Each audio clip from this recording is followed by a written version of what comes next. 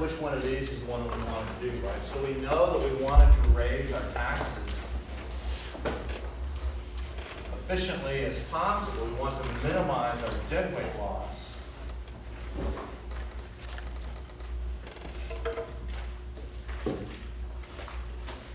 But at the same time, we also want to have equity. We want it to be fair. But it's not entirely clear which one of these is the most fair one. Is it the employee pay or is it the benefit principle? And even if it was one or the other, how much should people pay, and how much should they pay for their benefits? So there is, in essence, no quote fair definition, unquote. It's all in the eye of the beholder. So let's look at the different types of taxes that we have in the U.S.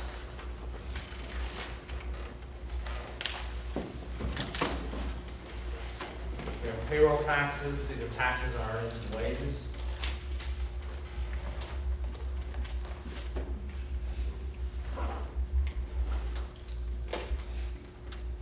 And these are used to fund social programs.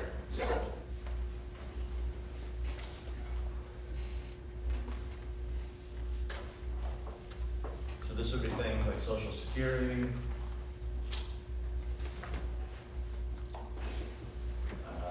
unemployment insurance,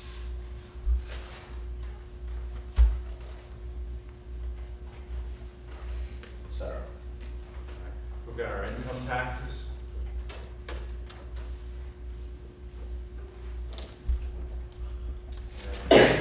Taxes on income.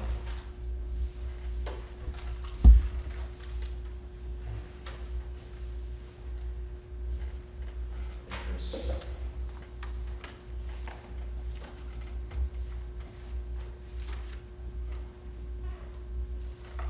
Capital gains. Etc. We've got our corporate income tax.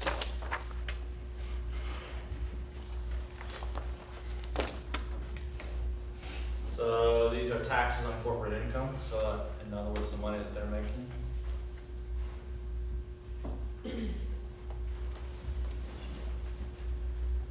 We have wealth taxes. So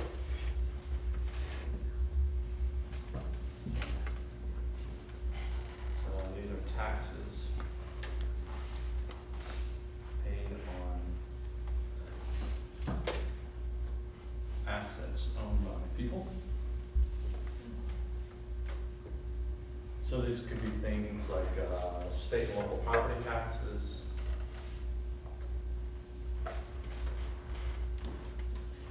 estate taxes when you die,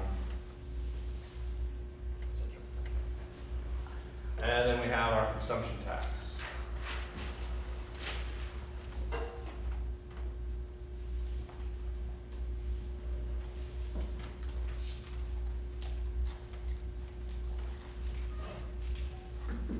Taxes on the value of goods and services purchased. So, of course, an example of this would be our sales tax. And we can classify taxes as one of three different kinds of tax. We're going to have regressive,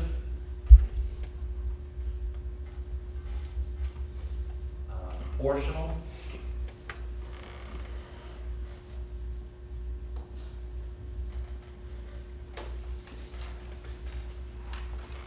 and progressive.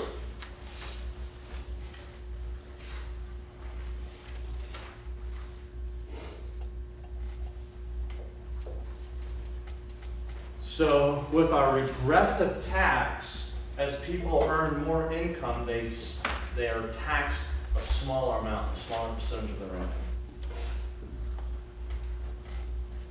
So here we see people pay a smaller percentage of their income.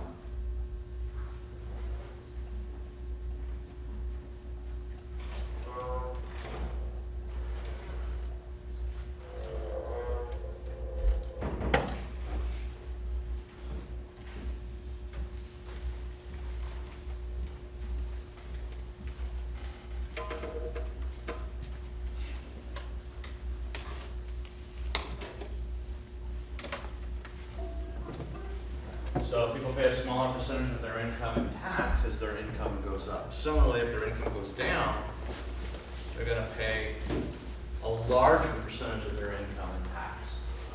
With proportional, it's the same, right? So here we see people pay the same percentage of their income in tax as income increases. With progressive, it's the exact opposite as regressive. People pay a larger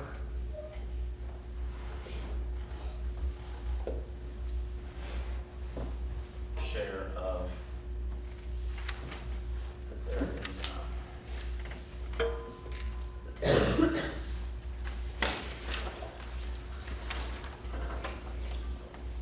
As their income increases. And so it's not the dollar amount. It's going to be obvious that everyone is going to spend a larger dollar amount in tax as their income goes up. It's not the dollar amount. It's the percent of their income that they're spending. That's what determines whether the tax is regressive, proportional, or progressive. And what we see here with these taxes is that generally speaking,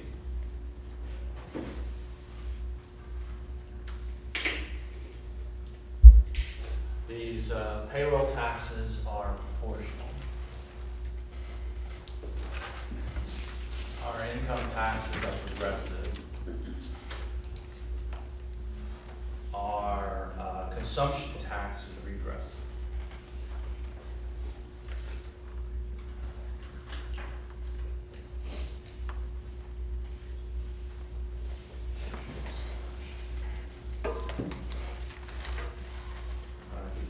Property tax can be kind of proportional, progressive, kind of depending upon how many things it is that you're taxing and the rates and things like that. So when we talk about like sales taxes being regressive, what we mean by that is that people are going to spend different amounts of their income. Right? So we say to ourselves, well, how can the sales tax be regressive? It's the same rate, right? It's say 5% or 6.25% or whatever. How can it be a regressive tax? Because if you have somebody that has income of say $20,000, they're going to consume say $15,000, right? And so they're going to have this sales tax. They're going to pay sales tax on basically, let's say, 3/4 of their income.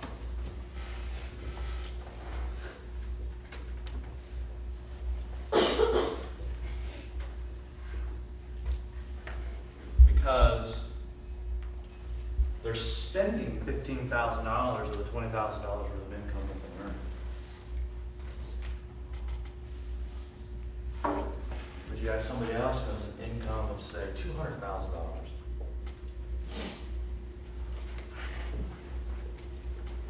Let's assume that they consume, right, in retail, goods and services, $100,000. So they're going to pay sales taxes on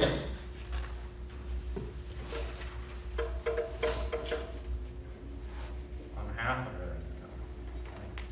In other words, the reason that we call the sales tax a regressive tax is because even though rich people buy more stuff and are going to pay more in sales taxes, dollar amounts, as a percent of their income, it's actually usually probably less.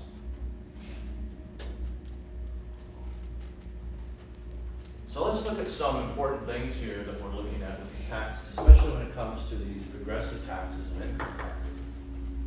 And that's going to be these tax rates.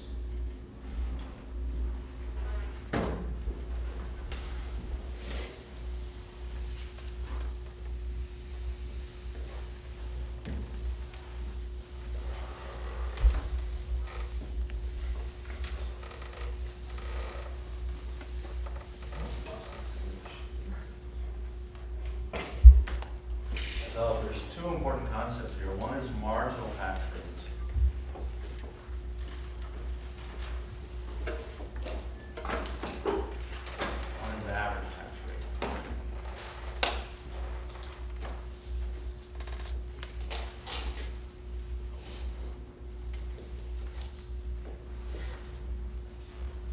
So this marginal tax rate is a percentage change in taxes, or usually let's take off percentage.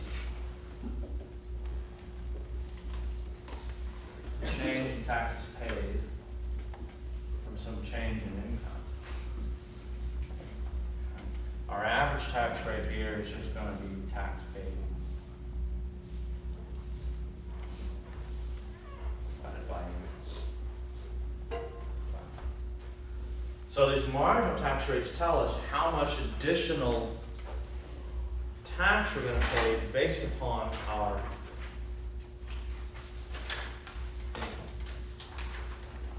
So if we go kind of back to the thing I passed out here, we've got these marginal tax rates here for you guys. So let's just do these ones for 2013. I'll just do them for the singles here. And if we kind of look at what this looks like, here's our income, here's our tax rates. And we have a 10% tax rate for our first 8,744, but let's just round it up, right? Let's just call it 8,700. That'll be easy. So here's our first 8,700 is taxed at say 10%, right? And then all of the income earned from 8,700 up to, let's just call it 36,000.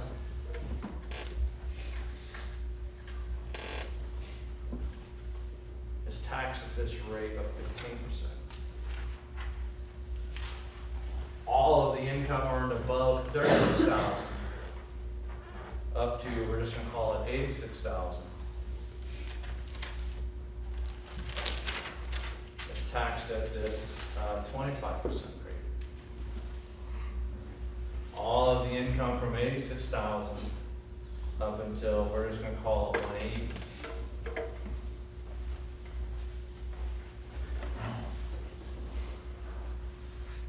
Taxed at 33%. So we have these marginal tax rates that say, okay, look, as we earn $1 worth of income, some amount of that dollar is going to be paid in tax, but that percentage that you're paying in tax changes.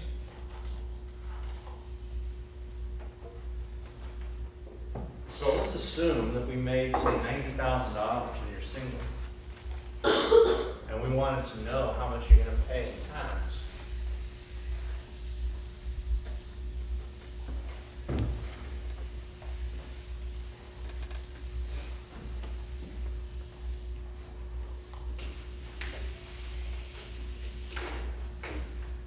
So let's have our income here. Equal to 90,000, right? And in essence, what you've got is you've got different amounts here. All right, so here's 8.7, and here was 36, and here was 86. And of these dollars in here, we're going to take 10%. These dollars in here, though, we're going to take 15%. These dollars we're going to take 25%. And these dollars we're going to take 33%. Right? So if you're at $8,000 and you go out and you earn another $100, you're going to pay $10 in tax. That's what that says. But if you're here, if you're making $86,000 and you go out and you earn another $100, you're going to pay $33 in tax. You're only going to get to keep 67 of those dollars. So we can figure out what your tax burden is going to be. So your income's $90,000.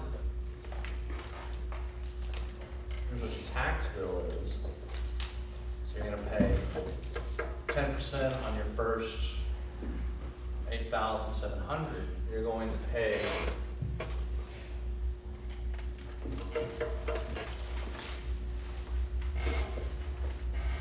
$0.15 for these dollars. You're going to pay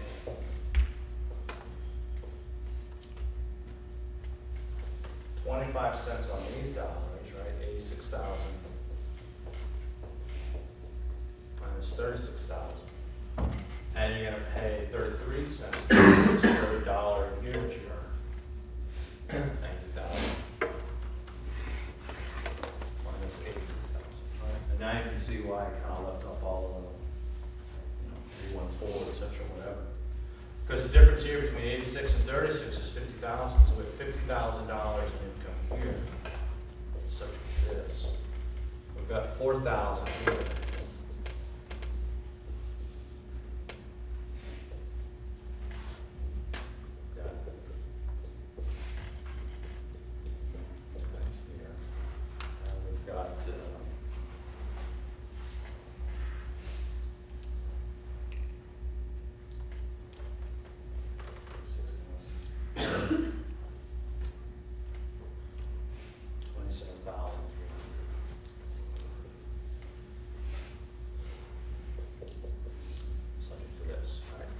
It's easy, just move the decimal point. Here's our 70 times 4,095.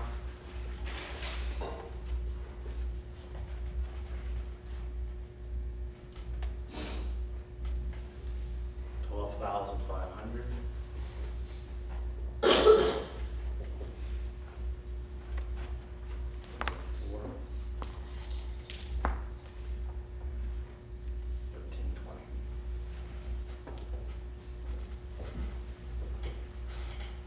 So 12,500 plus,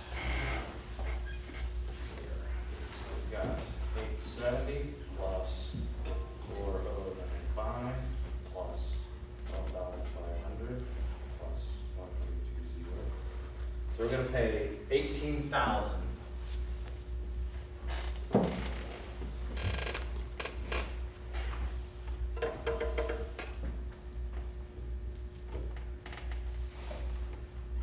$785 in taxes on $90,000 in income. Okay. Now we can figure out what our average tax rate is. So our tax over there is going to be this 18,785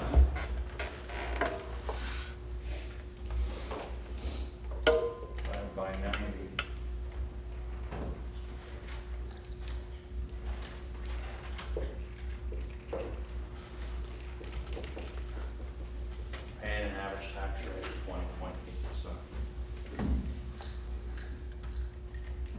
Now, once again, there's no 20% tax rate, right? But that's our average tax rate. Because if we look at the average tax rate for this guy, our marginal numbers are looking in this kind of step fashion, but our averages are kind of doing this.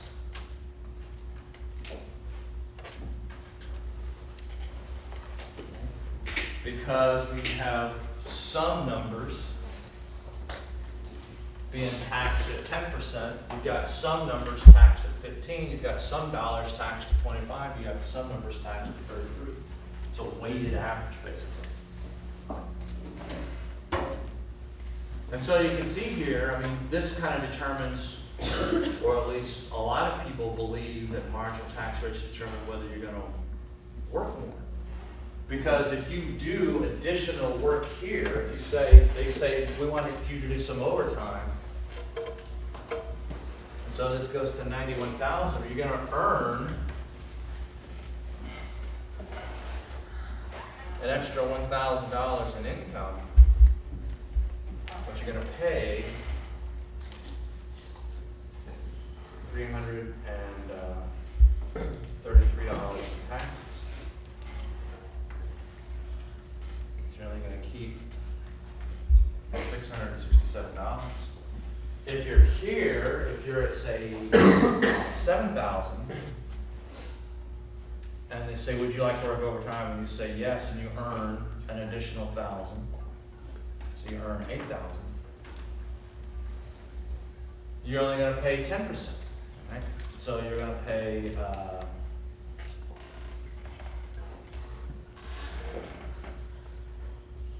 $100 in tax.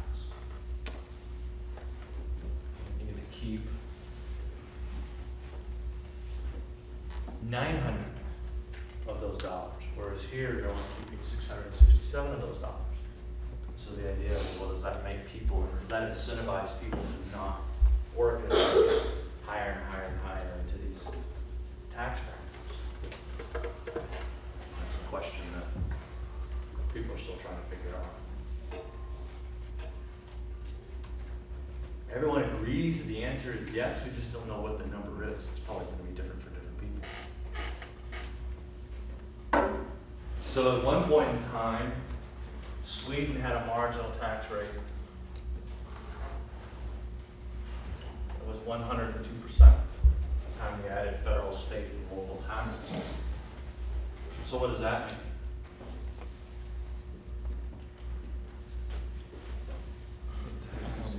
mean? If you had $50,000 and then you earn $10,000 more dollars, so here is your income.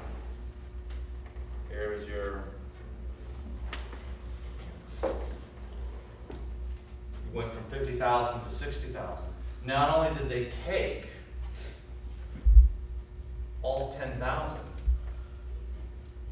well, what would they do? They take more, right? So you're earning 50,000. You say, hey, would you like $10,000? Would you like $10,000 worth of overtime? And you're like, sure.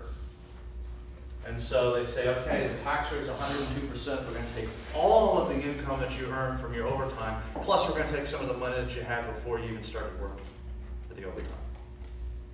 And they did that for 1 year for obvious reasons. Why?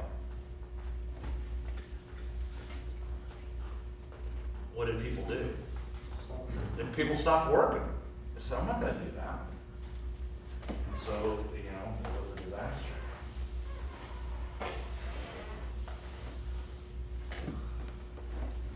So when we're looking at these taxes, it's interesting. Right? And it's also interesting in that we want to know, do we tax people or do we tax households? And let me show you an example.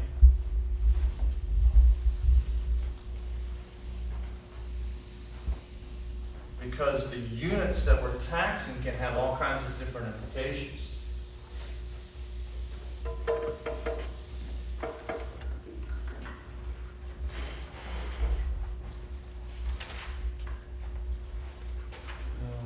Let's skip a lot.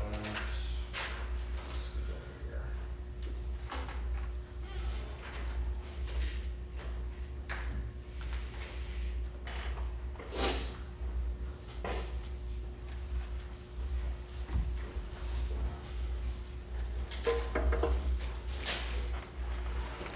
People, or do we tax households? Let's look at a tax that looks like this. Let's assume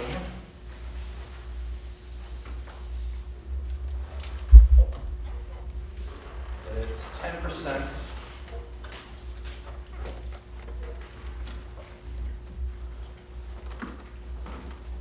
on the first 20,000, 20%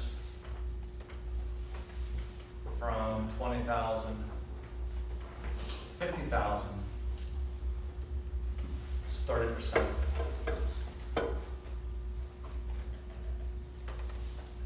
Above 50,000. Just three rates. Nice, simple. So we got two different couples. We got a couple in one, a couple in two.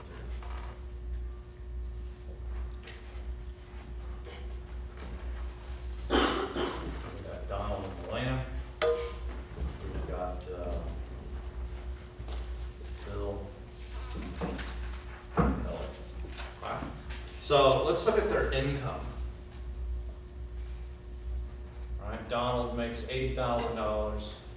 Elena makes $20,000. Okay.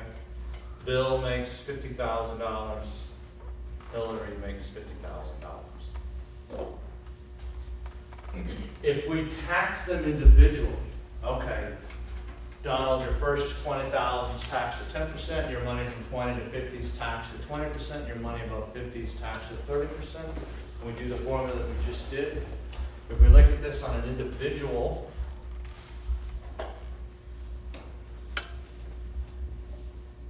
tax basis, right? Donald's going to owe $17,000. Elena will owe $2,000. Bill and Hillary will both owe $8,000 each. Okay. So our total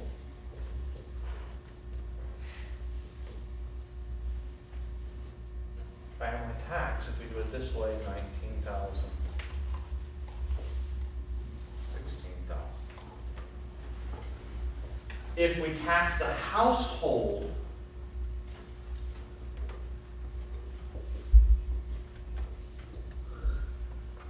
total family income of 100,000. Total family income here of 100,000.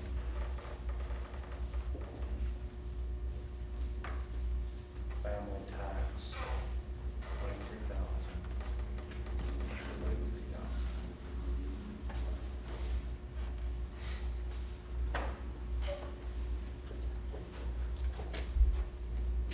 This goes back to this idea that we discussed of horizontal equity, right? We want to treat people that are in similar circumstances in similar ways. They both have total family income of $100,000.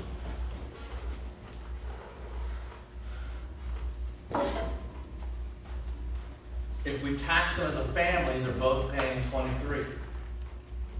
If we tax them individually, they're paying 16, they're paying 19. If they're married and they're not, they're paying 16,000. These people are paying 23,000. This is what you may have heard about this when you're reading on your tax stuff. It's called the marriage penalty. The tax code penalizes you for being married. Because if you're two individuals together, you're shacked up and you're not married, you're here. We're only paying $16,000 in tax, but once you get married, you're here, you're paying $23,000 in taxes. So that's the marriage penalty. Penalize people for being married. If we tax them at the individual level, that's fine. We can say, well, we don't want to have a marriage penalty. We'll tax people individually. Okay, that's fine. They both have the same family income, even if they're now both married. So Bill and Hillary got married, Donald and Elena got married. They're paying $16,000 in tax. They're paying $19,000 in tax. Remember the idea of horizontal equity. You want to treat people in similar circumstances the same. Those people aren't being treated the same.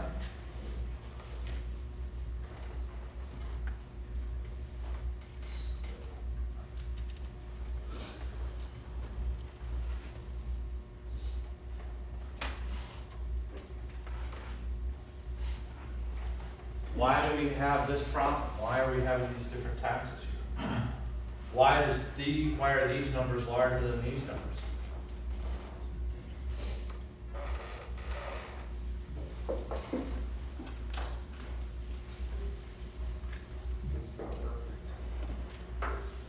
Well, it's because of the progressive nature of the tax code. Right? Here's Bill's income. Here's Donald's. And then when you add the spouse, when you add Melena, she's got here this $20,000. But what's true about this $20,000? It's getting taxed 10%. As opposed to this $20,000. This one's taxed at 10%. This one's taxed at 30%.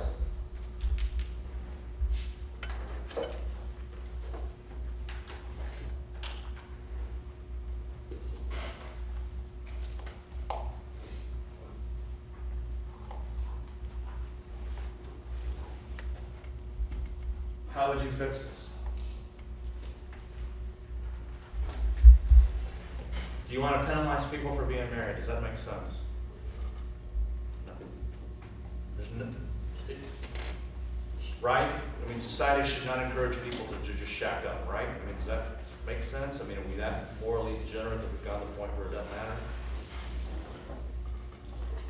So, we know we don't want this, so we'll have an individual tax, but they have the same income, and they're paying 19, they're paying 16. That's not fair either. The answer is that there is no answer.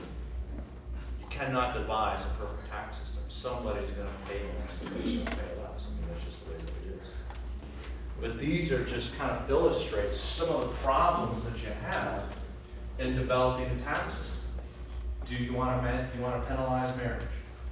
Generally, no. All right. So we'll have a system like this. Well, they're making the same income, but because of the differences in their income, they're paying more than they're paying. Well, that doesn't seem fair either. Okay, so we'll go to a household. We'll just tax family income. Okay, we're over here.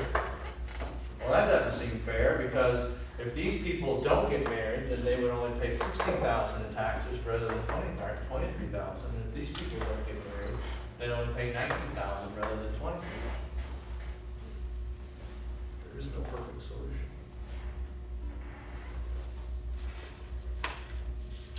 So you can't do like a different tax bracket for household? That's one of the things that they try to do, but you still cannot get rid of the marriage penalty. You cannot get rid of it. It's impossible. Because do you tax individuals or do you tax households? If you tax households, you cannot get rid of the marriage penalty. If you tax individuals, then you've got households that make the same money, they're going to pay different taxes. There is no solution. The only solution would be everyone pays 20% of their income. And then it wouldn't matter if it's individual or household or whatever. But you're never going to get that.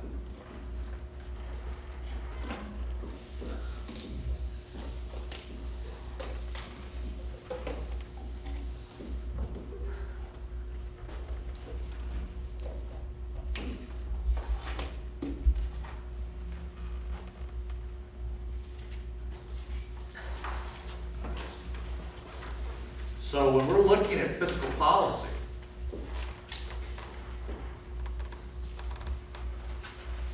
in Keynes's and the AAS model,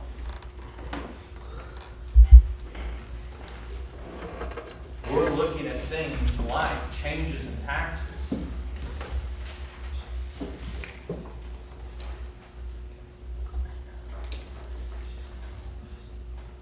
or changes in government spending. And when we're looking at government, we can have, for the government, of course, the revenue for them is taxes. So if we're looking at, say, a budget deficit, this is when they're spending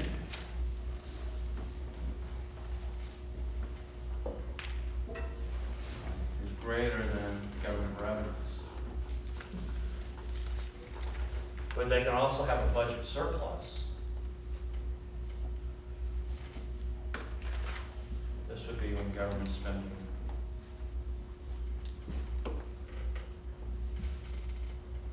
less than government revenues. Or it can have a balanced budget.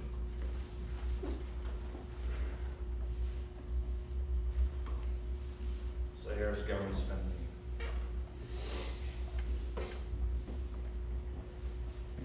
Equal to government revenues.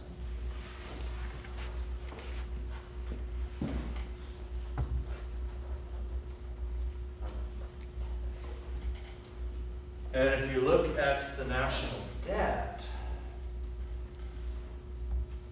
that's just the summation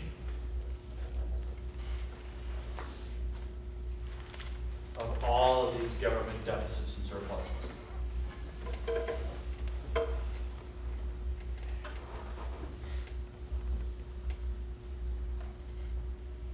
Just add them all up. And we saw for our country it's like $17 trillion. Right? So we add up all the deficits and surpluses that we've had since 1791, add all that up, and that adds up to $17 trillion. The deficit in any given year is not $17 trillion. It's, say, whatever it was in this year. We had this thing spent $3.8 trillion is what we spent almost 3.9, we'll just call it 3.9 trillion. And we had current receipts, we had revenue of 3.3 trillion, right? So we have $600 billion deficit within that year. And we can engage in types of policies here that we're wanting to change aggregate demand, right? So we can have what are called expansionary fiscal policies, and we can have contractionary or restrictive.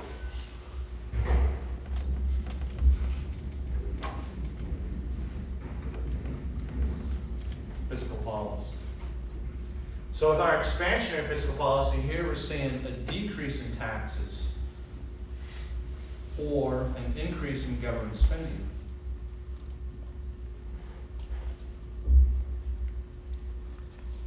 And if you have a deficit, the deficit's going to get larger.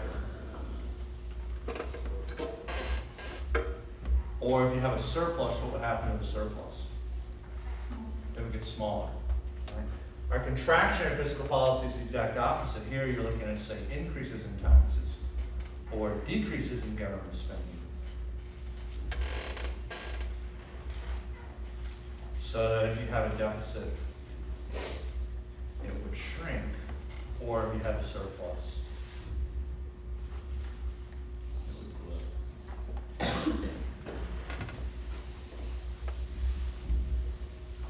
And interestingly enough, with these surpluses and with these deficits, we can go out and we can engage in fiscal policy that makes these guys change on purpose.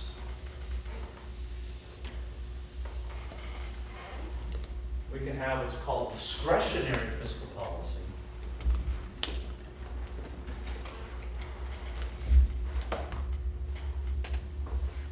Where we go out and we actively change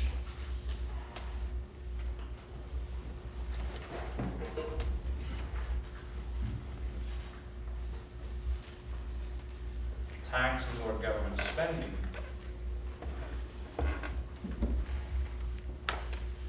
Whether we're making them rise or fall doesn't really matter. As opposed to passive fiscal policy, where these guys are just changing on their own.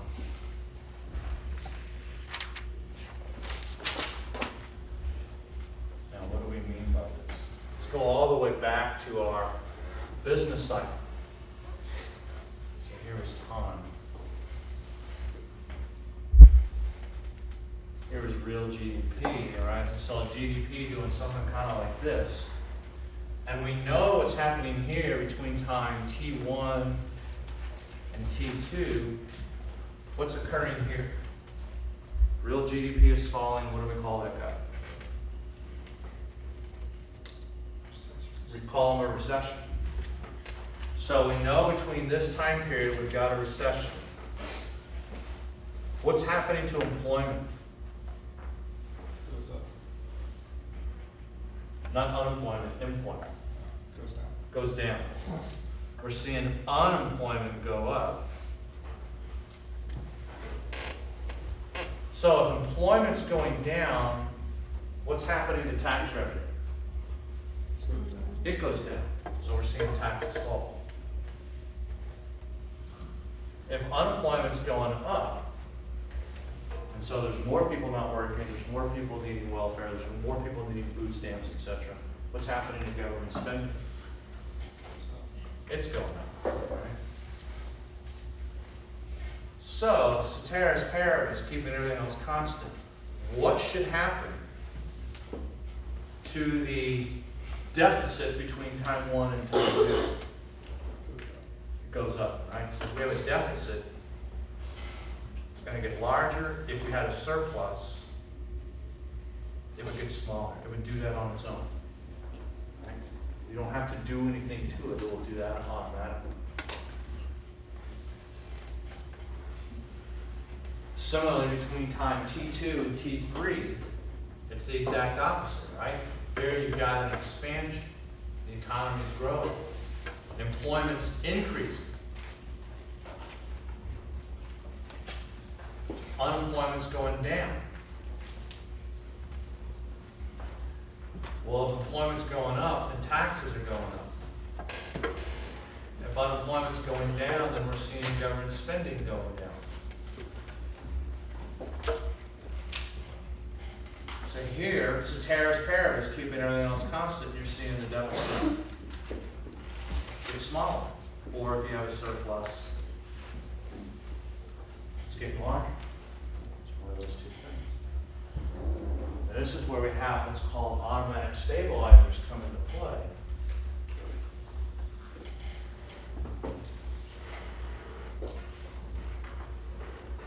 These are things that change government spending automatically.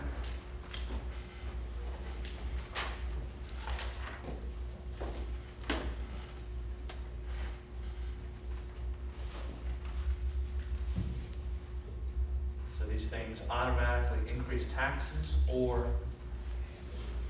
let's put change taxes. That automatically change taxes and or change government spending. Right? So examples would be things like food stamps and welfare. Right? Because by the time you know you're in a recession, and then you go out and you say, what should we do about this? Let's help people. We'll have a program where we give them money on welfare, or we'll give them food stamps or whatever. And by the time you actually implement the policy, by the time it actually starts taking effect, you could be over here. Right? It could be like, we don't need that anymore. It just took too long. That's why they're called automatic stabilizers. They automatically begin to kick in. They automatically start increasing government spending automatically. The progressive income tax does the exact same thing.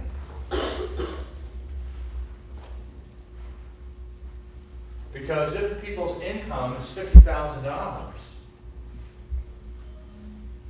right, and then for some reason it falls to say $20,000, if you have progressive taxes, they're going to pay their tax burden, their average tax rate is going to go down automatically. Similarly, when you've got the expansion occurring, you're going from time here T2 to T3, people theoretically don't need food stamps and welfare, right? So spending on these guys is automatically reduced. You're automatically seeing reductions in government spending, automatically. The progressive income tax says, hey, as people are going from $20,000 to $50,000 to say $70,000 in income, the marginal tax rates are going to get higher. The average tax rate's going up. We're automatically kind of taking money out to ensure that the economy doesn't quote overheat. Quote.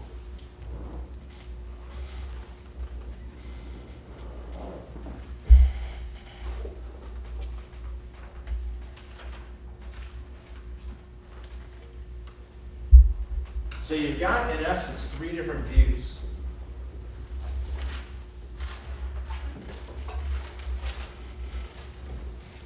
You've got this Keynesian view of fiscal policy, right?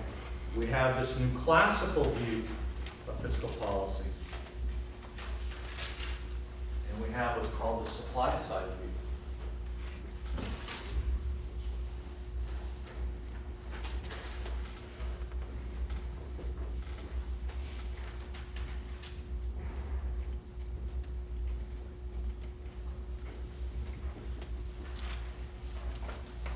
What we'll see on Wednesday is what these guys actually look like.